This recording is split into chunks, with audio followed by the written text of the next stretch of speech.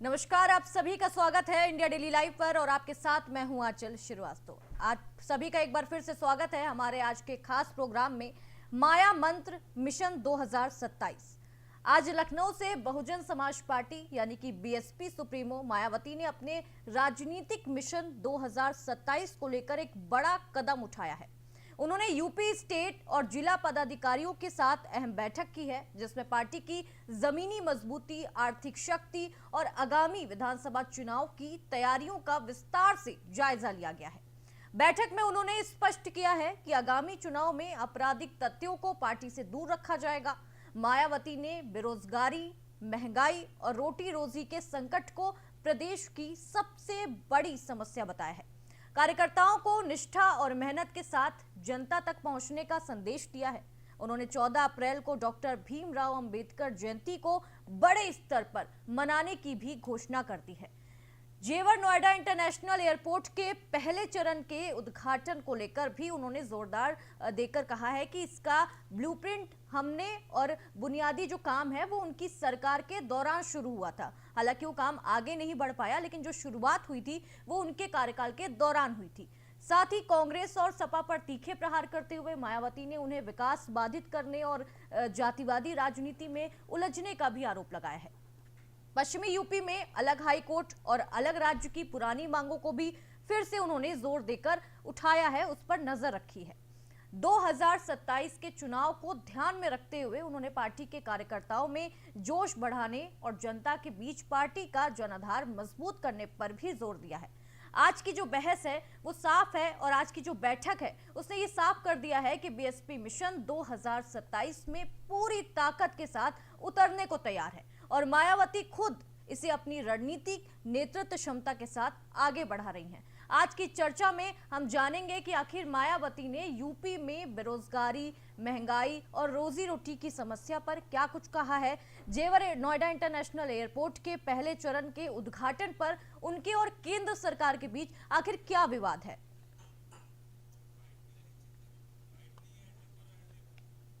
बेरोजगारी, महंगाई पर सरकार को घेरा है मायावती के आरोप और उनका जवाब। आज हम इस चर्चा में पक्ष विपक्ष दोनों की तरफ जाएंगे और दोनों से ये जानेंगे कि आखिर 2027 में कौन सी पार्टी अपना सिक्का चमकाने वाली है। पश्चिम यूपी में अलग हाई कोर्ट और अलग राज्य की जो मांग है उनका क्या नजरिया है। 14 अप्रैल को जो डॉक्टर भीमराव अंबेडकर जयंती पर पार्टी की आखिर तैयारी और चुनावी जो रणनीति है वो आखिर क्या होने वाली है, आज हम हर एक पहलू को जानने की पूरी कोशिश करेंगे। ये तस्वीरें लगातार हम आपको दिखा रहे हैं और इन तस्वीरों में आप देख सकते हैं कि मायावती की जब मीटिंग शुरू हुई है तो कैसे शुरू हुई है और कितनी संख्या में जो कार्यकर्ता थे, जो पार्टी के नेता है वो वहां पे मौजूद थे। आम जनता बेहद परेशान है, ऐसा मायावती का कहना है। ये बड़े आरोप उन्होंने लगाया है सरकार पे कि जो आम जनता है वो बदलाव चाहती है, वो 2027 में बदलाव लाना चाहती है। अब वो बदलाव किस तरीके का है ये भी आज जानने की पूरी कोशिश करेंगे। हमारे साथ डॉक्टर रविंद्र भारती जुड़ चुके हैं जो कि दलित के चिंतक हैं। क्या लगता है डॉक्टर भारती, क्या लगता है कि जो आज की बैठक हुई है वो किस तरीके से 2027 में अपना सिक्का चमकाने वाली है और क्या कुछ बड़े मुद्दे हैं जिन पर आज विस्तार से चर्चा हुई है। आंचल जी, मिशन 2027 को लेकर के आदरणीय बहन कुमारी मायावती जी ने पूरे पार्टी के कार्यकर्ताओं को, जितने भी लेफ्टिनेंट हैं, उनको दिशा निर्देशित किया है। और एक बड़े लंबे समय से आपने देखा होगा कि बीते समय मान्यवर साहब के परिनिर्वाण दिवस के दिन से जो ऊर्जा भरी है बहन जी ने कार्यकर्ताओं के अंदर में, अपने सभी सिपा सलारों के अंदर में, वो लगातार जारी है। और उसी की प्रक्रिया में बहन जी ने राष्ट्रीय स्तर पर माननीय आकाश आनंद जी को और प्रदेश स्तर पर माननीय विश्वनाथ पाल जी के निर्देशन में, उनके नेतृत्व में अगले चुनाव की लड़ाई को, अगले चुनाव के युद्ध को नई धार देने के लिए पूरी मीटिंग बुलाई थी। और आगे आने वाले 14 अप्रैल को लेकर के भी दिशा निर्देशित किया गया, जिसमें लखनऊ में एक बड़ी रैली होनी है। सभी जितने भी बसपा के कार्यकर्ता हैं, समर्थक हैं, मान्यवर साहब को, बाबा साहब को मानने वाले हैं, वो सभी लोग लखनऊ में इकट्ठा होंगे पूरे प्रदेश स्तर के लोग, और राष्ट्रीय स्तर पर जितने लोग हैं वो सभी लोग अपने अपने राज्यों में और जिला स्तर पर, मंडल स्तर पर भी कार्यक्रम आयोजन करेंगे। वेस्ट यूपी में भी अलग जो स्टेट बनाने की, अलग राज्य बनाने की जो चर्चा है वो भी तेज हो गई है। जो 14 अप्रैल को जो जयंती होने वाली है उस पर भी मायावती जी ने बहुत कुछ बोला है कि भव्य तरीके से एक आयोजन किया जाएगा और उसमें भी बहुत जो बड़ी बातें हैं वो सामने निकल कर आएंगी। इस पर क्या कहना चाहेंगे?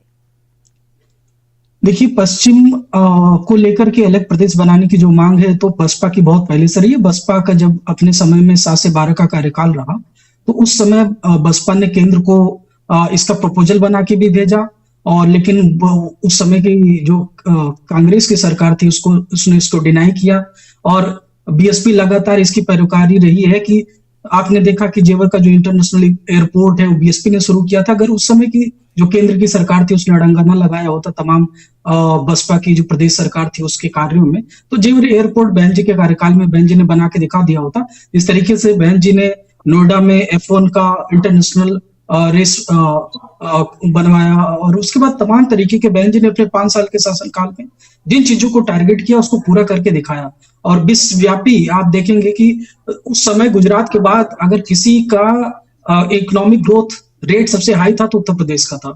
और जब बीएसपी आई थी उस समय बीएसपी के शासन में पहुंचने मात्र 3 लाख के आसपास राज्य 3 लाख के करोड़ के आसपास जो राज्य का बजट था वो था, लेकिन जब बीएसपी की सरकार 12 में जाती तो आप पाएंगे कि 23 लाख करोड़ के आसपास जो प्रदेश का बजट और प्रदेश की आर्थिक स्थिति इतनी मजबूत हो चुकी थी। तो बसपा की सरकार हमेशा रोजगार देने में और लगातार प्रदेश को उन्नत बनाने में, देश को उन्नत बनाने में बेहतरीन योगदान दिया। हमारे साथ अंकुर गुप्ता बीजेपी के नेता जुड़ चुके हैं और सनी गुप्ता प्रवक्ता सपा से जुड़ चुके हैं। आप सभी का इंडिया डेली लाइव में तीनों मेहमानों का बहुत बहुत स्वागत है। अंकुर जी, क्या लगता है जो आज की मीटिंग हुई है, क्या 2027 में बसपा की सरकार अपनी रणनीति से आगे आ सकती है? देखिए आचार्य जी, क्या है कि 2027 का जो चुनाव है उस चुनाव में अभी ऐसे जितने भी हैं, मायावती जी हो, अखिलेश यादव, आपने देखा होगा अखिलेश यादव जी ने भी रैली निकाली थी, कार्यक्रम किया था, तो ये लोग अभी निकल के अपने अपने समाज के अपने अपने दल के लोगों को, अपने जाति संप्रदाय के लोगों को, उन लोगों को एक करने में लगे हुए। रही बात आज ममता बनर्जी की बात हो रही, सॉरी माफ कीजिएगा, रही बात आज मायावती जी की बात हो रही है, बहन मायावती जी की। ये बात सही था कि 1995 में एक दलित महिला सबसे पहले मुख्यमंत्री बनकर उत्तर प्रदेश में आई थी और लगातार वो 4 बार मुख्यमंत्री भी रही। लेकिन वो दलित महिला जो मुख्यमंत्री बनकर आई, वो मुख्यमंत्री बनकर आते ही उन्होंने सबसे पहले अगर किसी के ऊपर तलवार चलाई तो उन्होंने अपने दलित समाज के ऊपर ही तलवार चलाई। क्या तलवार चला दी कि SC एक्ट 2007 में SC ST एक्ट का उन्होंने विरोध कर दिया और उन्होंने एक पत्र निर्गत किया कि SC ST का जो एक्ट है उस पर जो केस मुकदमे जो होंगे उसको गंभीरता से नहीं लिया जाएगा, उसको मतलब साबित नहीं किया जाएगा। मतलब पत्र उन्होंने 2007 में नहीं। देखिए भाई साहब, डॉक्टर साहब, आप बोले, मैंने आपकी बात को सुना, डिबेट है, डिबेट में आप मेरी बात सुनिए, मैं आपकी बात सुनूंगा, बीच में इंटरफेयर मत करें। मैं कह रहा हूं, ठीक है। तो उन्होंने सबसे पहला मतलब अपने ही दलित समाज के ऊपर में तलवार चलाने का काम कर दिया। वो मायावती जी आज फिर अपने दलित समाज को इकट्ठा करने में लगी हुई हैं। वो कह रही हैं कि 14 तारीख को बाबा साहेब के जयंती के दिन वो बड़ा कार्यक्रम आयोजन करेंगी। तो मैं पूछना चाहता हूं उनके सलाहकार से, और उनकी ये बता दिए बाबा साहेब की आज उनको इतनी बड़ी चिंता आ रही है, लेकिन उस समय चिंता नहीं आई थी जब उन्होंने 1400 करोड़ रुपए का हाथी बनवाया था लखनऊ में। उन्होंने क्यों नहीं बाबा साहेब को उतनी बड़ी प्रतिमा बनवा दी? याद नहीं आए थे? आज चुनाव नजदीक आ गया तो आपको बाबा साहब याद आ रहे हैं कि उनके नाम पर फिर आप चुनाव में अपने दलित वोट एकत्रित करने में लगी हुई है। सो इस बार दलित जनता जान चुके, वो लोग इस बार योगी आदित्यनाथ जी के साथ है, और रही हैट्रिक भी योगी आदित्यनाथ जी का ही लगेगा। ठीक है, इसका जवाब ले लेते हैं। भारती जी, बड़ा अंकुर जी, पहले तो दलित जाति से आगे आई हैं और उसके बाद उन्होंने आगे उन्हीं को आके कहीं ना कहीं उनका सफाया कर दिया है, उनका कहना नहीं किया है, या उन्हीं के लिए गलत कानून लेके आई हैं? आंचल जी, मैं इस पे जवाब दे देता हूँ। पहली बात तो बहुत ही कुतर्क और अनगिनत मतलब अबूझ तर्कों के साथ आए, जिसका कोई इलाज नहीं है। बसपा सरकार में बहन जी ने सीधा आदेश दिया था कि यदि किसी दलित के साथ कोई भी घटना होती है तो उसकी जांच डीएसपी लेवल का अधिकारी करेगा, इसका पत्र निर्गत किया गया था। और जो भी दोषी होंगे उनके ऊपर कड़ी कार्रवाई हो सकता है। अंकुर गुप्ता जी जो कि कहीं दोषी पाए गए हो तो इस वजह से दुखी हो और इस वजह से अपनी भड़ास गलत तरीके से निकाल रहे हैं। दूसरी गलत बात इन्होंने की कि मुझे अपनी बात अंकुर जी मुझे अपनी बात पूरी करने दीजिए। अंकुर जी, आप मैं जो बता रहा हूँ फैक्ट बता रहा हूँ, रविंद्र मुझे अपनी बात पूरी कर दीजिए। दूसरी तरीके की गलत बात उन्होंने की कि बाबा साहेब को लेकर के बहन जी ने क्यों हाथी बनवा दिए, बहन जी ने मानवर साहब की मूर्ति क्यों बनवा दी, बहन जी ने बाबा साहब के पार्क क्यों बनवा दिए, बहन जी ने इतने महापुरुषों के तीर्थ क्यों बनवा दिए, बहन जी ने नहीं नहीं नहीं नहीं आपका आपका आपका आपका आपका जवाब तो कौन दे रहे? मैंने ये कहा, मैं जो जवाब दे रहा हूँ मुझे अपना जवाब, मेरा जवाब आप अपना गलत कर रहे हैं। आप मेरा जवाब तो देने दीजिए। मैंने आपसे कहा कि 1400 करोड़ आपने कहा करोड़ की लागत आपने कहा बाबा साहब की प्रतिमा बनवाई। मैंने ये सवाल कहा था, मेरा सवाल ये था, नहीं आशा जी मेरा सवाल था, बसपा की सरकार सवाल को गलत तरीके से बोल रहे। नहीं नहीं नहीं नहीं भारती जी, मेरी सवाल मेरा जो जवाब था वो मुझे अपने जवाब देने दीजिए। आपको जो बात कहना होगा मेरे बात कर लीजिएगा। सवाल का सही जवाब दीजिए, गलत जवाब मत दीजिए। मैं सही जवाब दे रहा हूं। उसके पहले बसपा की सरकार आने से पहले बसपा की सरकार आने से पहले तमाम पार्टियों की सरकार थी। उन्होंने इस देश के वंचित शोषित समाज के लिए कितने स्मारक और कितने उनके स्वाभिमान के स्थल बना दिए। अगर बहन जी ने पार्क बना दिया, भारतीय संस्कृति का प्रतीक हाथी बना दिया, भारतीय संस्कृति के स्वाभिमान का प्रतीक, बाबा साहेब के नाम से बनी है। बाबा साहेब की, अरे भाई सुनिए, कभी गए पार्क में, गए कभी पार्क में गए हैं, कभी पार्क गए हैं, कभी पार्क में गए, उस पार्क में बाबा साहेब के नाम से पार्क है। बाबा साहेब डॉक्टर भीमराव अंबेडकर के नाम से पार्क बना है लखनऊ के गोमती नगर में, जहां पे हाथी भी लगे हैं। और उसमें बाबा साहेब की सबसे बड़ी, भारत की सबसे बड़ी बैठी हुई प्रतिमा जिसमें बैठे हुए हैं, जिसके नीचे संदेश लिखा हुआ है कि मेरा संघर्ष ही मेरा जीवन, मेरे जीवन का संदेश है, मेरा जीवन संघर्ष है, मेरा संदेश है। ये किसने किया है? बसपा ने किया ना।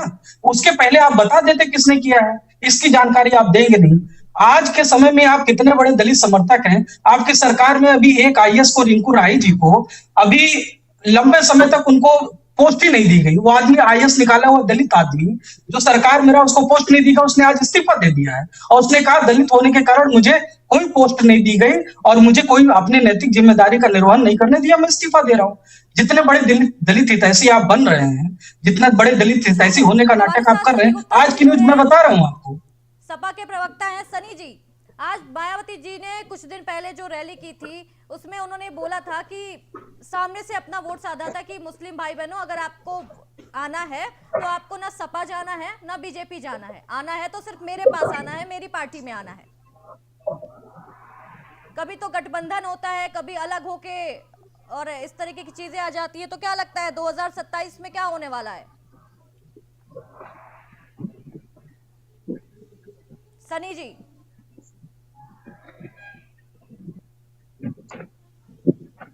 सनी जी आप अपनी आवाज को अनम्यूट कर लीजिए, आपकी आवाज नहीं आ रही है।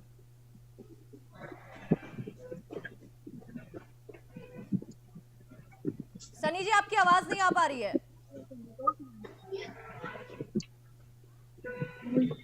हाँ मम्मी देखिएगा ना, वहाँ पे एक और सिलेंडर लेके खड़े होंगे तो इधर से घूमे भाई, इधर से चलो। ठीक है, अंकुर जी के पास जाएंगे। अंकुर जी, आज आपकी सरकार पे फिर से वही आरोप लग गए हैं कि भ्रष्टाचार बहुत ज्यादा हो रहा है, महंगाई बहुत ज्यादा हो रही है, तो अब तो बीजेपी को हटाना है 2027 में, अब तो मायावती जी को ही लाना पड़ेगा। ये तो पूरे उत्तर प्रदेश की जनता देख रही है कि उत्तर प्रदेश में योगी जी के आने के बाद भ्रष्टाचार हो या अपराध हो, वो किस चरम सीमा से जो बढ़ा हुआ ग्राफ था उस ग्राफ को अगर घटाने का किसी काम किया है जीरो टॉलरेंस पर, तो योगी आदित्यनाथ जी ने किया। ये वो सरकार नहीं है कि जिसकी सरकार में मायावती जी से वो दो कुख्यात अपराधी मिलते हो और मिलकर फिर पार्टी में सदस्यता ले लेते हो। मैं आपको नाम भी बता दूंगा, मैं आपको नाम बता देता हूं। एक है सुशील फौजी जिनके ऊपर 12 मुकदमे हैं, एक वसीम मुन्ने जिन पर 56 FIR है। वो इतने बड़े अपराधी तत्व के लोग हैं कि वो लोग मायावती जी से मिल लेते हैं और मिलने के बाद वो पार्टी में शामिल हो जाते हैं। ये भाजपा की सरकार नहीं है कि अपराधियों को अपने पार्टी में शामिल करे। ये भाजपा की वो सरकार है जो अपराधियों को उत्तर प्रदेश छुड़वाने में सबसे अहम भूमिका निभाई है। उत्तर प्रदेश से अपराध को कम करने में सबसे बड़ी अहम भूमिका निभाई है। उत्तर प्रदेश में महिलाओं की सुरक्षा के लिए जो काम हमारे योगी आदित्यनाथ जी ने किया है वो अभी तक किसी ने नहीं किया है। कि आज उत्तर प्रदेश की हमारी माताएं, बहनें, बहू, बेटियां सब आदमी सुरक्षित अकेले अपने घर से जाती है और अपने घर रात्रि में भी अपने घर सुरक्षित वापस आती है। यह है योगी आदित्यनाथ जी का कार्यकाल। भारती जी, पहली चीज तो किसके समय में सब कितनी बढ़िया कानून की व्यवस्था रही है मुझे बताने की जरूरत नहीं है। आम जनमानस इसको बहुत बेहतर तरीके से जानता है कि जाति, धर्म, वर्ग, संप्रदाय से ऊपर उठ करके किसने शासन किया। और आज के समय में ब्राह्मण समाज के लोग या अन्य सभी समाजों के लोग लगातार बीजेपी पे आरोप लगा रहे हैं कि वो पक्षधर होकर के अपराधियों के साथ मिल करके शासन कर रहे हैं। तमाम अपराधी लोग इनके साथ सत्ता में बैठे हुए हैं और अपराधियों को बचाया जा रहा है। तमाम घोटाले हो रहे हैं, तमाम तरीके की भ्रष्टाचार हो रहे हैं, इसमें लगातार अपराधियों को संरक्षण दिया जा रहा है। और ये तरीके की लगातार तमाम जो सरकारें उसे घाल मिल करके बीजेपी की सरकारें करती रही हैं, आज के दौर में भी कर रही हैं। तो जनता इससे त्रस्त है। बहन जी ने कहा कि महंगाई में आटा गीला, इसका नारा बताया भी। और जिस तरीके से महंगाई आ रही, जिस तरीके से केंद्र की सरकार और प्रदेश की बीजेपी जो सरकार है, वो जो गरीब है, वंचित शोषित तबका है, जो युवा है, उसको रोजगार नहीं दे रहे। गरीबों और वंचितों से जो उनका सिलेंडर गैस वो भी छीन लिया जा रहा है। और इन सब हालातों में सरकार जो है वो लगातार मूक दर्शक बनी हुई है। कभी किसी को अपना कुछ बताने लग रही, किसी को कुछ बताने लग रही है। जेवर रिपोर्ट जो बहन जी ने शुरू किया, जिसकी मांग बहन जी ने की कि इसको अलग खंडपीठ दी जाए पश्चिम को, सब तो दिया नहीं जा रहा है। तो राष्ट्रीय स्तर पे जो काम बीएसपी ने शुरू किए, बहन जी ने शुरू किए, उसको आज तक पूरा नहीं किया गया है। उन उद्देश्यों को आज तक नहीं पूरा गया, इतने साल बदल गए। तो जो कानून की व्यवस्था लागू होनी चाहिए, जो जिस तरीके से बहन जी ने अपने सरकार में 23.5 लाख युवाओं को रोजगार दिया था, उसी तरीके से एक बार फिर से बसपा की जरूरत महसूस हो रही है। और आदरणीय बहन जी के निर्देशन पर माननीय विश्वनाथ पाल जी, राष्ट्रीय स्तर पर माननीय आकाश आनंद जी लगातार जनता तक, क्या वही रणनीति 2027 में भी अपनाई? बिल्कुल बिल्कुल बिल्कुल बिल्कुल। आप देख सकते हैं कि ब्राह्मण समाज जो है उसकी इस समय अगर किसी से उम्मीद है तो ब्राह्मण समाज की उम्मीद इस समय केवल बसपा के साथ है। ब्राह्मण समाज लगातार चारों तरफ खुल के कह रहा है, वो गांव-गांव जा रहा है। ब्राह्मण समाज अभी मानवर काशीराम साहब स्थल पर हमारे शंकराचार्य जी ने कह दिया। इस तरीके से मानवर काशीराम साहब ने झोला उठा करके बहन जी के साथ मिल करके जन जन को जोड़ा, उसी तरीके से भाजपा के खिलाफ पूरे समाज को, सवर्ण समाज को, सर्वजन समाज को जागृत करना है और भाजपा की सरकार को उखाड़ करके बसपा की सरकार को स्थापित करना है। फिर से जाना चाहूंगी सनी जी, इस बार मायावती जी ने अभी कुछ दिन पहले बोला है कि उन्होंने एक तबके को पूरा अपने वश में किया है, कोई मिलावटी कुछ नहीं, कोई इधर उधर की बात नहीं, सीधा कि अगर आपको इस बार आगे आना है तो इस बार ना सपा ना बीजेपी, इस बार तो बीएसपी ही आ पाएगी। जी आवाज आ रही है, आपका कुछ भला हो पाएगा। आवाज आ रही है आपको? जी सनी जी, आ रही है आपकी आवाज जी। अच्छा, तो सबसे पहले तो मैं आपको बहुत बहुत धन्यवाद देता हूँ कि आपने मुझे अपने चैनल पे बुलाया और अपनी बात रखने का मौका दिया। और मैं रविंद्र भारती जी का और अंकुर गुप्ता जी का भी बहुत बहुत धन्यवाद करता हूँ कि इन दोनों ने अपने बहुत अच्छे अच्छे विचार रखे जो पूरी देश की जनता आज इन्हें देख रही है, सुन रही है। मैं आपको ये बताना चाहता हूँ कि सुर कुमारी बहन मायावती जी हमारी बहुत ही अच्छी नेता है और बहुजन समाज पार्टी की बहुत ही बढ़िया एक ऐसी अपनी आकृति बनाई है जो कि पूरा दलित समाज उन्हें पसंद करता है और सभी लोग उन्हें इतना पसंद करते हैं, उनका समाज, सभी समाज उन्हें पसंद करते हैं लेकिन मैं इसके साथ साथ एक बात आपसे ये भी कहना चाहूंगा, जो एक सच्चाई है, अगर आप धरातल पे देखेंगे तो बहुजन पार्टी में जब टिकट वितरण किए तो वो सीधे सीधे खुल्लम खुल्ला पैसों के टिकट दिए जाते थे, और उसी से इनके कार्यकर्ता, इनके संगठन के लोग नाराज हुए, जो कि बहुजन समाज पार्टी को वोट तो देते थे लेकिन उन्हें उतना सम्मान नहीं मिलता था। साथ ही साथ भारतीय जनता पार्टी की जिस तरह से पूरे प्रदेश में आज लूट चरम पर है, जो कि पूरा प्रशासन आप देख सकते हैं कि पुलिस ने कितना आप समझ सकते हैं कि पुलिस ने कितना अंधकार कर रखा है, प्रशासन कितना भ्रष्टाचार कर रहा है, और ये सब अब जनता ने देख लिया है। अंधकार और क्या आज की जनता, सनी जी उत्तर आपकी प्रदेश की सरकार जनता, में लगा करते थे? हमारी सरकार में लगा करते थे, हमारी सरकार में प्रचार नहीं होता था। भारतीय जनता पार्टी प्रचार प्रसार बहुत करती है। हमारी समाजवादी पार्टी की सरकार में केवल और केवल काम हुआ, विकास हुआ, और आप देखेंगे आज उत्तर प्रदेश की मैं जनता पूरी पूरी पूरी सभी समाजवादी पार्टी को इतना पसंद कर रहा है कि अब 2027 में केवल अखिलेश जी को ही मुख्यमंत्री उत्तर प्रदेश की जनता देखना चाहती है, उन्हें मौका देना चाहती है 5 साल, और उस 5 साल में इतना काम अखिलेश यादव जी करेंगे, उत्तर प्रदेश में इतना काम करेंगे कि मैं आंचल जी, मैं सनी गुप्ता जी को जवाब देना चाहूंगा। जी, भारती जी को आंचल जी, आंचल जी, जो गलत तरीके का आरोप सनी गुप्ता जी ने लगाया है बहुत दुर्भाग्यपूर्ण है। आप जानते होंगे कि जो भाजपा है, सपा है, कांग्रेस है, सभी उद्योगपतियों से चंदा लेते हैं, उद्योगपतियों से चंदा लेकर के अपनी सरकार, अपने तरीके की पार्टी और अपनी व्यवस्था उद्योगपतियों से, अपराधियों से चलाते हैं। लेकिन बसपा इकलौती पार्टी है जो अपने कार्यकर्ताओं के चंदे से चलती है, और जो भी जिसका आरोप ये कह रहे हैं कि पैसे का टिकट, जिस तरीके का गलत बयानबाजी हमेशा करते रहे हैं, उसमें देखेंगे आप कि जितने कार्यकर्ता बनाता है, जितने कार्यकर्ताओं के चंदे लेकर के आता है, जितने ज्यादा कार्यकर्ताओं के रसीदें काट कर ले आता है, उसके आधार पे उसके टिकटों का निर्धारण होता है। बहुत व्यवस्थित और बहुत पारदर्शी प्रक्रिया है। वहां बहन जी के यहाँ रजिस्टर में मेंटेन होता है कि किसने कितने सदस्य बनाए हैं। 4-5 लोग निर्धारित हो जाते हैं कि इनके बीच में कंपटीशन है, वो 3 साल पहले निर्धारित हो जाता है, 3-4 लोग, और उनके बीच में कंपटीशन होता है कौन कितने सदस्य बना पाया है।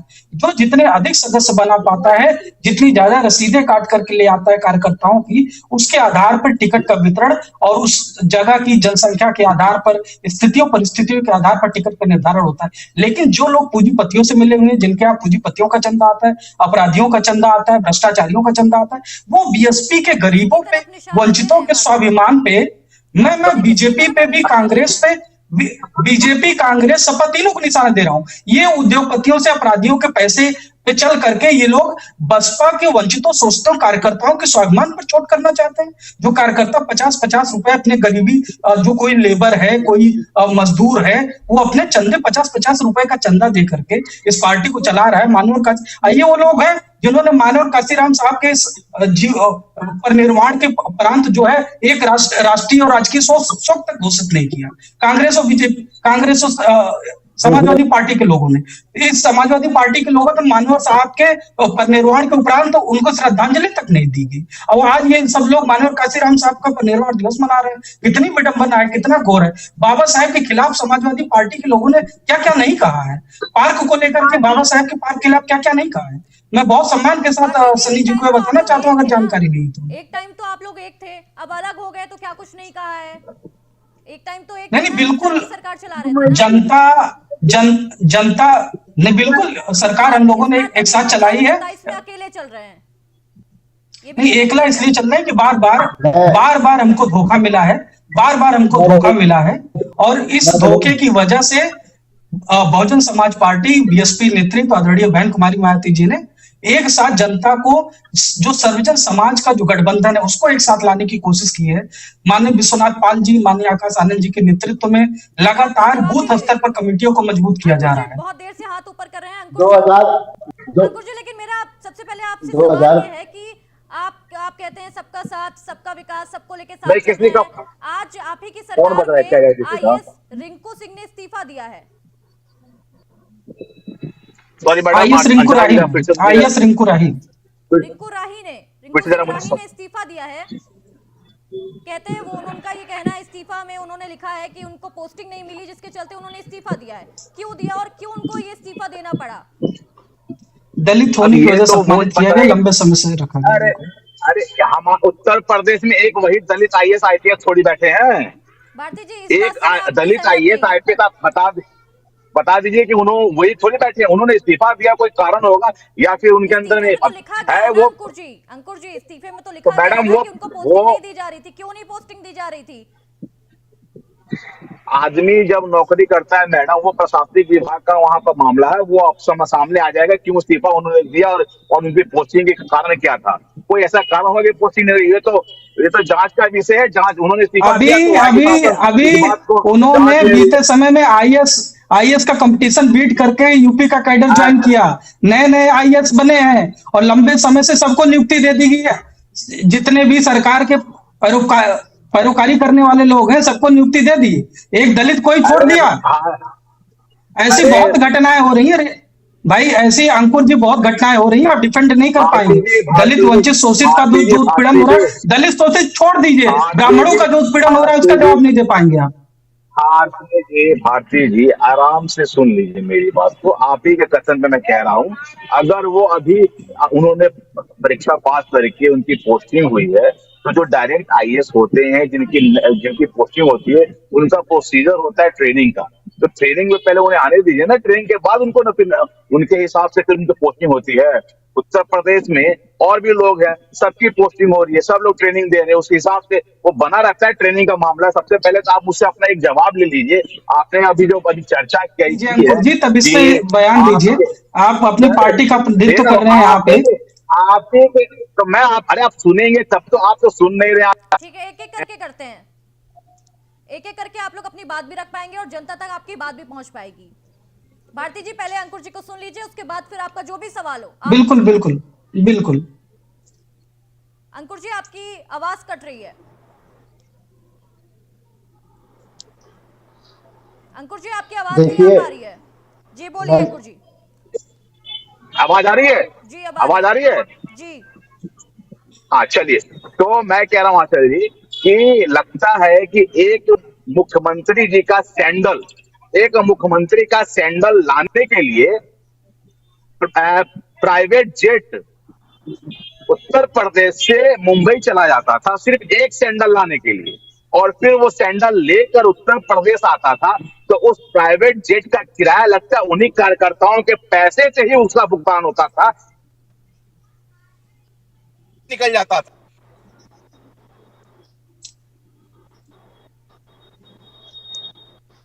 भारती जी की आवाज नहीं आ पा रही है। माफ कीजिएगा, अंकुर जी की आवाज नहीं आ पा रही है। भारती जी, मैं आपकी तरफ जाऊंगी। उनका कहना है कि एक सैंडल लाने के लिए अंकुर जी की सोच आज भी अंकुर जी की सोच बेहद दुर्भावनापूर्ण है आदरणीय बहन जी को लेकर के। और मैं जवाब दे रहा हूँ, मैं आपकी बात का जवाब दे रहा हूँ भाई। और कर लीजिए सवाल, और सवाल ले लीजिए ना मुझसे, ये बदनाम कर रहे हैं मुझसे और सवाल ले लीजिए ना। मैं जवाब आपको दे रहा हूँ, एक एक सवाल करते जाए, मैं सबका जवाब देता जाऊंगा आपको। मैं सारे सवालों का जवाब दे दूंगा आपको। वैसे कि जवाब देने का आपका काम है, लेकिन मैं सवाल का जवाब दे दूंगा। मैं आपको बता दे रहा हूँ, बहुत कष्ट, मुझे लगता है कि आपको बहुत कष्ट होता है जब बहुजन समाज पार्टी का कार्यकर्ता बहन जी के लिए, बहन जी को नोटों की माला पहनाता है ताकि पार्टी को आर्थिक मदद दे सके। जब पार्टी के लिए चंदा देता है, पार्टी के लिए चंदा देता है, तो उससे दुख होता है। जब बहन जी को बहुजन समाज का बिल्कुल बहन जी, बहुजन समाज का दलित वंचित शोषित, बहुजन समाज का दलित शोषित वंचित तबका चाहता है कि मानवर काशीराम साहब हेलीकॉप्टर पे चले, और चलाया। उनको चाहता है बहन जी चार्टर प्लेन में चले, तो बहन जी को चार्टर प्लेन चलाया। इस देश का शोषित वंचित तबका चाहता है जिस बहन जी आपको उनके चप्पल से दिक्कत है, आप जैसे लोग, कभी आप उनको चप्पल से दिक्कत होगी, कभी उनके माला से दिक्कत होगी, कभी उनके गहने से दिक्कत होगी, कभी वो कहाँ रहती है इससे दिक्कत होगी, और किसी भी तरीके की मनगढ़ंत बातें लेकर के आ जाएंगे। आप बहन जी के सैंडल पे बात करेंगे, बहन जी के सैंडल पे बात करेंगे आप। पर्दाफाश करने आप के लिए बहन लिखा जी हूं के मैं। सैंडल पे बात कर रहे हैं, आपकी कभी बहन जी सरकार माला की पहनेंगे उस पे पर्दाफाश बात करेंगे आप, कभी बहन 1995 से लेके जी महलों में रहती कभी उसकी बात करेंगे, कभी बहन जी के ऊपर अनर्गल आरोप लगाएंगे टिकट के लिए। आरोप देखिए देखिए, मैं आपको एक बात बताना चाहता हूँ जी कि सबसे पहले जो भारतीय जनता पार्टी के भाई हमारे अण्णा जी, बहुजन समाज से रविंद्र भारती जी, इस आपस में बहस कर रहे हैं, लड़ाई कर रहे हैं, इसका कोई मुद्दा ही नहीं है। बहस का और लड़ाई का और आरोप प्रत्यारोप का मुद्दा ही नहीं है। आप ये देखिए, और उत्तर प्रदेश की जनता ये देख रही है कि आज उत्तर प्रदेश में सबसे बड़ा विपक्ष का चेहरा अगर किसी की पीड़ित, शोषित, वंचित की आवाज उठा रहा है तो वो कौन है? वो है अखिलेश यादव जी। अगर पूरे उत्तर प्रदेश में किसी के लिए कोई लड़ाई लड़ रहा है तो वो कौन लड़ रहा है? वो अखिलेश यादव जी। भारतीय जनता पार्टी की मौजूदा सरकार है, उनके अपने विधायक अपनी सरकार के खिलाफ आवाज नहीं उठाते, और अगर आवाज उठाते हैं तो वो पूरा प्रदेश देखता है कि किस तरह से ब्रजभूषण ने जब गाड़ी रोकी स्वतंत्र देव की, तो पूरे प्रदेश ने देखा और किस काम के लिए उन्होंने रोकी कि जनता के काम नहीं हो रहे।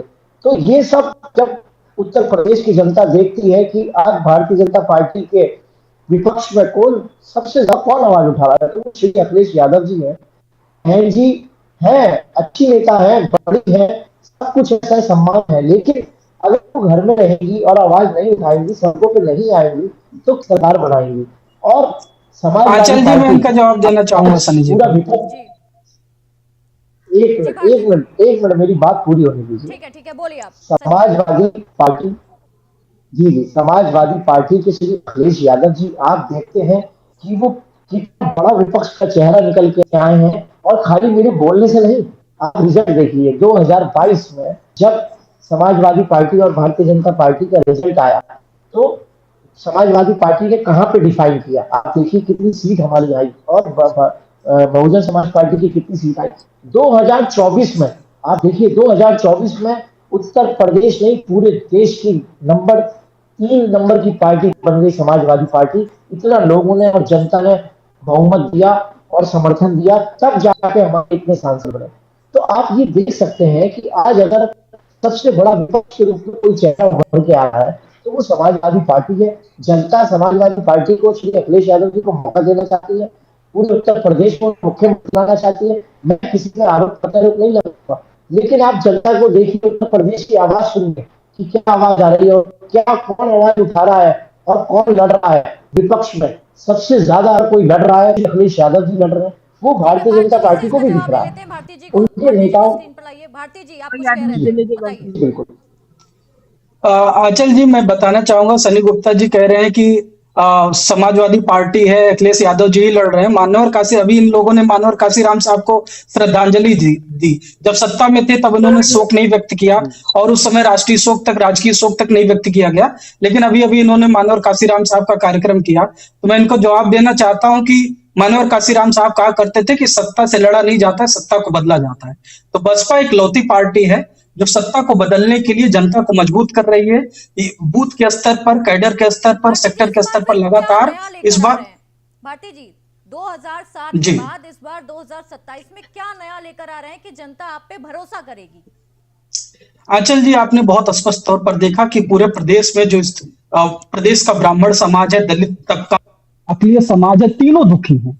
और आप देखेंगे इसके साथ पिछड़ों में भी जिस तरीके से बेरोजगारी है और जिस तरीके की अव्यवस्था फैली हुई है, कानून को लेकर की जो अव्यवस्था फैली है, तो इन सबका निदान अगर किसी के पास मौजूद है तो बहुजन समाज पार्टी के पास मौजूद है, आदरणीय बहन जी के पास मौजूद है, जिन्होंने अपने शासन काल में सबसे ज्यादा रोजगार दिए, सबसे बेहतर स्वास्थ्य की सुविधाएं दी, एकदम फ्रेश वैकेंसी दी, कोई घोटाला नहीं हुआ। आप देखेंगे इस तरीके की जो ऐतिहासिक छवि रही है बहन जी की, कि बिना जाति, धर्म और संप्रदाय को ध्यान में रखे हुए सबको एक समान अधिकार मिला, सभी वर्गों के हित में कार्य हुआ।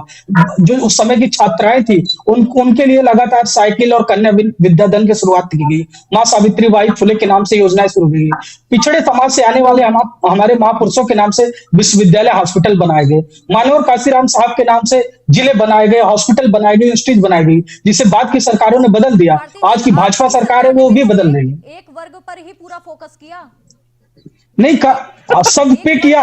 शकुंतला आदरणीय शकुंतला मिश्रा जी के नाम से विश्वविद्यालय बनाया गया। शकुंतला मिश्रा जी के नाम से विश्वविद्यालय बनाया गया। सवर्ण समाज से आने वाले सभी लोगों को, सवर्ण समाज के लोगों को नेतृत्व दिया गया, भागीदारी दी गई, मंत्री पद दिए गए। पिछड़ों से आने वाले, वर्ग से आने वाले तमाम लोगों को मंत्री पद दिए गए और शासन सत्ता में हिस्सेदारी दी गई। तो जिस तरीके का अकलियतों का, पिछड़ों का, सवर्ण समाज के लोगों को, दलितों को जो नेतृत्व देने का काम बीएसपी ने किया, ऐसा पहले कभी नहीं हुआ है। जिस तरीके से सम्राट अशोक ने शासन किया था, उसी तरीके से आदरणीय बहन जी ने शासन किया, सबके हित के लिए किया। ये बात जनता जानती है। जनता इस बात के लिए इस बार 2027 में आदरणीय बहन जी को, बहुजन समाज पार्टी को फिर से वोट देकर गए। जन जन की आवाज है। आप किसी ग्राउंड पे चले जाइए, ब्राह्मण समाज के लोग कह रहे हैं बसपा आ रही है, अखिलेश समाज कह रहा है कि बसपा आ रही है, और दलित समाज पे इस बार पूरी मजबूती के साथ बसपा के लिए खड़ा हुआ है। ठीक है, अब देखते हैं 2027 में रविंदर जी, मैं आपसे एक बात पूछना चाहूंगा। मुझे थोड़ा बोलने का मौका दीजिए आचार्य जी। ठीक है, अंकुर जी बोलिए आप। हाँ, अब मुझे बोलने दीजिए। मित्र हमारे रविंद्र भारती जी, मतलब उत्तर प्रदेश की जनता अब ये फिर चाहेगी कि जब वहां के मुख्यमंत्री वहां से कार्यालय जाएं तो पूरी सड़कों को धो दिया जाए, एकदम पानी से धो दिया जाए। मतलब उत्तर प्रदेश की फिर वो जनता चाह रही है कि मायावती, बहन मायावती जी जब अपने कार्यालय जाए, मुख्यमंत्री के दफ्तर जाए, तो उनके आवास से लेकर उनके कार्यालय तक पूरे सड़कों को धो दिया जाए। मतलब ये चाहेगी अब उत्तर प्रदेश अंकुर जी, आप बहन जी को लेकर के इतने दुखी क्यों? अरे भाई साहब, मेरी बात सुनिए ना। आपकी बात मैंने सुना ना। आपने कहा, आपने एकदम पहले उन्हें बोलने आपने दीजिए, सुना, अभी आप सुन तो लीजिए मेरी बात। ठीक है अंकुर। मतलब अब उत्तर प्रदेश की जनता ये चाहेगी कि 40,000 करोड़ का घोटाला फिर से हमारे उत्तर प्रदेश में हो। उत्तर प्रदेश की जनता फिर चाहेगी कि नोएडा फार्म हाउस का घोटाला फिर से हो। उत्तर प्रदेश की जनता फिर चाहेगी शुगर मिल में घोटाला फिर से हो। मतलब उत्तर प्रदेश की जनता इतनी, जितनी आप बेवकूफ समझते हैं उतनी बेवकूफ नहीं है। उत्तर प्रदेश की जनता अब शिक्षित हो चुकी है। उत्तर प्रदेश की जनता आत्मनिर्भर हो चुकी है। उत्तर प्रदेश की जनता, उत्तर प्रदेश की हमारी बहन बेटियां आज सुरक्षित हो चुकी है। और आप कहते हैं कानून व्यवस्था की। आपकी सरकार में तो अपराधियों को पार्टी में शामिल किया जाता था, और यहाँ भारतीय जनता पार्टी के शासनकाल में अपराधियों को गोली मारी जाती है जो हमारी बहू बेटी को छेड़ने का काम करते हैं। हमारे हमारे व्यापारी भाइयों से पैसे उठाने का काम करने, उनको धमकाने का काम करते हैं। उनको जिला प्रशासन को पूर्ण रूप से आजादी दी गई है कि वो उन अपराधियों को या तो अपना जिला छुड़वा दे या उनको गोली मार दे। उनके घरों को तोड़ा जाता है। बुलडोजर बाबा का नाम सुन रहे हैं ना? योगी आदित्यनाथ जी का दूसरा नाम भी बुलडोजर बाबा है। तो आज उत्तर प्रदेश की जनता पूरी खुश है। जब नोटबंदी का आया था तो आप दोनों, बुआ भतीजा, दोनों मिलकर आप लोगों ने योगी आदित्यनाथ जी के ऊपर प्रहार किया था कि नोटबंदी हो गई, ये अर्थव्यवस्था ये डाउन हो गई। लेकिन उसके बावजूद भी योगी आदित्यनाथ जी की सरकार उत्तर प्रदेश में दोबारा बनी। और इस बार आप लोग लिख लीजिए, जो आप लोगों ने, बुआ और भतीजे ने जो मिलकर किया है। अखिलेश यादव जी की बात कर रहे थे सन्नी भाई साहब हमारी, बुआ भतीजे को एक साथ मैं बता रहा हूँ अचल जी। हमारे मित्र सन्नी गुप्ता जी ने कहा अखिलेश यादव जी आ रहे हैं। अरे भाई साहब, कैसे आप कह रहे हैं? जब अखिलेश यादव जी 5 साल मुख्यमंत्री रहे तो उनके 4 साल में पूरे भारत में सबसे बड़ा आपराधिक प्रदेश अगर कोई हुआ था तो वो उत्तर प्रदेश हुआ था। सबसे ज्यादा अपराध अगर महिलाओं पर हुआ था तो उत्तर प्रदेश में हुआ था। युवाओं की हत्या हुई थी उत्तर प्रदेश में हुआ था। सिलेक्टर हाउस चल रहे थे उत्तर प्रदेश में चल रहे थे। वो अखिलेश यादव जी के शासनकाल में चल रहा था। तो उत्तर प्रदेश की जनता, उत्तर प्रदेश, अंकुर जी सुनिए, आचल जी, अगर जो अपराधी होता है वो बीजेपी में आके वो शुद्धिकरण उसका हो जाता है, वो अपराधी फिर रही नहीं जाता। उसका भी जवाब दीजिए। हमारे भारतीय जनता पार्टी में अपराधी वृत्ति के लोगों के लिए जगह नहीं रहती है। ये तो खुद अपने किए कार्यकाल को छुपाने के लिए लोगों को गुमराह करने का काम करते हैं। आज देख लीजिए कि आज उत्तर प्रदेश कितना शांत और व्यवस्थित बन चुका है, इसका कोई जवाब नहीं है कि आज उत्तर प्रदेश का वोटिंग करना। उत्तर प्रदेश की जनता को, उत्तर प्रदेश की जनता ने इस बात को ठान लिया है कि एक चाय वाला और दूसरा गाय वाला दोनों मिलकर उत्तर प्रदेश केंद्र चला रहा है, दूसरा उत्तर प्रदेश चला रहा है। तो इन दोनों के लिए जनता के दिलों में जगह और विश्वास बन चुका है। शिक्षा की व्यवस्था हो, स्वास्थ्य की व्यवस्था हो, या सड़कों का निर्माण हो, या बड़े बड़े उद्योग का हो, आज उत्तर प्रदेश पहले के उत्तर प्रदेश में, मतलब भारत से पहले का जो उत्तर प्रदेश था और आज का उत्तर प्रदेश में आप देख लीजिए जमीन आसमान का अंतर है। और उत्तर प्रदेश की जनता को यही चाहिए, सुख शांति समृद्धि का उनका प्रदेश हो, जो अभी उनका उत्तर प्रदेश। आज हम लोग कहते हैं, मैं बिहार से आता हूं, मैं चाहता हूं कि हमारे बिहार का भी मुख्यमंत्री योगी आदित्यनाथ जी जैसा हो, जो गुंडों को उन्होंने सफाया किया है। हमारे उत्तर प्रदेश, आज हर प्रदेश योगी आदित्यनाथ जी का तरह का मुख्यमंत्री मांगना चाह रहे हैं। क्यों? क्योंकि उत्तर प्रदेश में जो विकास की गाथा भरी है, ठीक है, उसी इसका के जवाब आधार देते पर हैं सनी वहां के जो लोग अपने आप को सुरक्षित समझते हैं, उसी के आधार पर आज हर घर हर एक प्रदेश योगी आदित्यनाथ जी की तरह मुख्यमंत्री अपने अपने प्रदेश में चाहता है। ठीक है, भारती जी से इसका जवाब ले लेते हैं। भारती जी, बड़े आरोप आप पे लगा रहे थे। भारती जी, इसको स्क्रीन पर लेकर आइए। बिंदुवार में अंकुर जी को बिंदुवार में जवाब दे देता हूं। महिला सुरक्षित है, एनसीआरबी के आंकड़ों के अनुसार तो क्या कुछ भी नया लेके मैं बिंदुवार जवाब दे देता हूं आंचल जी।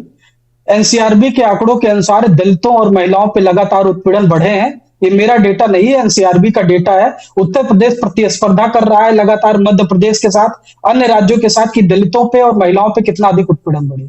उसके अलावा भाई शिक्षा की बात कर रहे थे, 2021-22 की परीक्षाएं अभी तक शिक्षा के जो चयन आयोग है वो करा नहीं पाया है।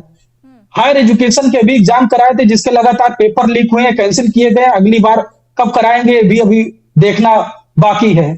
तो लगातार आप देखेंगे तो युवाओं को रोजगार देने के नाम पे फेल है, अस्पतालों से दवाइयां गायब हैं, वंचित शोषित तबकों महिलाओं पे लगातार उत्पीड़न हो रहे हैं। और एनसीआरबी पे के जो आंकड़े वो लगातार बढ़ते जा रहे हैं, प्रतिस्पर्धा की जा रही है। भाजपा के राज्यों में, शासित राज्यों में प्रतिस्पर्धा चल रही है कि दलितों पिछड़ों पे कितना उत्पीड़न होगा। उसके अलावा आप देख लीजिए, अकलियत समाज पे तो हो ही रहा है जो उत्पीड़न हो रहा है। जो ब्राह्मण समाज तबका है, जाति देख करके लोगों के ऊपर बुलडोजर चलाया जा रहा है, जाति देख करके शोषण किया जा रहा है। बुलडोजर की बात कर रहे थे, जातियों को ढूंढ ढूंढ करके किसके ऊपर चलाना है, किसके ऊपर नहीं चला। ब्राह्मण समाज सबको दुखी कर दिया है। जो कभी वोटर हुआ करता था उस तक को दुखी कर दिया है। और आप अंकुर जी, मुझे अपनी बात पूरी कर लेने दीजिए, आप बोलिएगा, मुझे कोई आपत्ति नहीं है। आ जाती है भारती जी, जब अगली बार सरकार इसलिए आ जा रही है, ये समझने वाली चीज है, जब आम जनता इतनी दुखी है तो दोबारा सरकार कैसे आ जाती है? नहीं, दोबारा सरकार अपने जो भी जिस तरीके का प्रोपेगेंडा इन लोगों ने फैला के रखा है, जनता को बरगलाने में सफल हो जा रहा है, लेकिन इस बार नहीं हो पाएंगे। जनता को दुखी करके, जनता को बरगला करके आप लंबे समय तक अपने जो कुशासन है उसको चला नहीं सकते हैं। और जनता इस बार देख रही है, जनता एक अच्छे मौके का तलाश कर रही है। जनता ने एक बार मौका देने की कोशिश की, समाजवादी पार्टी को मौका देने की कोशिश की कि शायद समाजवादी पार्टी के साथ खड़ी हो तो बीजेपी को हराने में सफल हो जाए। और पिछली बार बस जनता ने देख लिया कि वो विफल हो गई। जनता समाजवादी पार्टी को एक विकल्प के रूप में देख रही थी, लेकिन पूरा वोट देने के बाद भी वो बीजेपी को हरा पाने में विफल हो गए। इसलिए इस बार बसपा को विकल्प के रूप में देख रहा है, जो अखिलेश समाज है, जो ब्राह्मण समाज के लोग हैं, विद्वत समाज के लोग हैं। भारती जी, 30 सेकंड आपके पास, कमेंट रखिए। आगे आने वाले समय में आदरणीय बहन जी के नेतृत्व में, निर्देशन में, माननीय आकाश आनंद जी जो नेशनल कोऑर्डिनेटर हैं, माननीय विश्वनाथ पाल जी लगातार बूथ स्तर पर, सेक्टर स्तर पर मजबूत कर रहे हैं। जो बहन जी का संदेश है उसको लेकर के जा रहे हैं। जो दलन दमन उत्पीड़न हो रहा है, युवाओं को रोजगार नहीं मिल रहा है, अस्पताल में सुविधाएं नहीं मिल रही है, जाति के आधार पर शोषण हो रहा है, उत्पीड़न हो रहा है, एनसीआरबी के लगातार आंकड़े बढ़े, इन सब को अगर इसका कोई विकल्प दे सकता है और सर्जन के कल्याण के लिए अगर कोई शासन कर सकता है, महान सम्राट अशोक की तरह कोई शासन कर सकता है तो बहन जी। और उसको लेकर के इस बार जनता, इस देश की सम्मानित जनता, प्रदेश की सम्मानित जनता बसपा को आदरणीय बहन जी को चुनने जा रही है। ठीक है, सनी जी के पास में जाऊंगी। सनी जी, जवाब दीजिए और लास्ट कमेंट अपना 30 सेकंड में अपना लास्ट कमेंट रखिए। देखिए, जो भी 2012 से लेके 2017 में समाजवादी पार्टी की सरकार थी, उसके बाद जब दोबारा सरकार चुनी जानी थी, तो वो जब चुनी जानी थी तो उसी के लिए उत्तर प्रदेश की जनता ने देखा कि दोबारा हम समाजवादी पार्टी की सरकार को चुने। लेकिन कुछ समाजवादी पार्टी आपस की कलह के कारण भारतीय जनता पार्टी को इसका लाभ मिला और भारतीय जनता पार्टी ने झूठा प्रचार प्रसार फैलाया कि हर घर मोदी, हर घर मोदी, मोदी मोदी मोदी लहर चलाई और भगवान के नाम पे इन्होंने वोट मांगा, हिंदू मुसलमान इन्होंने पूरे प्रदेश में करा, तो उसका लाभ मिला भारतीय जनता पार्टी की सरकार को। आप अगर किसी बच्चे ने कोई एग्जाम दिया है या कोई पढ़ाई करी है तो उसके माँ बाप से वो बताता है कि हाँ मैंने बहुत अच्छा किया, लेकिन असल में अच्छा जब ही माना जाता है जब उसका कोई रिजल्ट आता है। और आप देख सकते हैं कि 2022 में किस तरह से समाजवादी ने जो उत्तर प्रदेश की जनता ने पसंद किया। 2024 में किस तरह से समाजवादी पार्टी का ग्राफ बढ़ा, जो कि जनता ने पसंद किया। आप देखिए 2022 में बहुजन समाज पार्टी कहाँ है और 2024 में बहुजन समाज पार्टी कहाँ है, भारतीय जनता पार्टी कहाँ है, 2024 में बीजेपी कहाँ है। अब देखिए किस तरह उत्तर प्रदेश की जनता किस तरह पसंद कर रही है समाजवादी पार्टी को, समाजवादी पार्टी किस तरह से बढ़ रहा है। ठीक अब है, वो देखिए, मुझे आरोप प्रत्यारोप नहीं है, ठीक है, मैं आप अंकुश जी के देखिए पास उत्तर जाऊंगी। प्रदेश की जनता जिस ठीक है सर, अंकुश जी के पास जाऊंगा। अंकुश जी 30 सेकंड है, अपना लास्ट कमेंट रखिए। देखिए, इस बार का जो चुनाव होगा, ये उत्तर प्रदेश की जनता, वो हिंदू मुस्लिम हम लोग नहीं करते, हम लोग उत्तर प्रदेश की जनता कहते हैं। तो उनके आधार पर उन लोगों ने अपना मन फिर बना लिया कि तीसरी बार गाय वाले योगी आदित्यनाथ जी को लाने की बात करेंगे। और ये लोग जो मुस्लिम के आधार पर जो चुनाव लड़ते हैं, कहते हैं कि मुस्लिम उन लोग का कोर वोट है।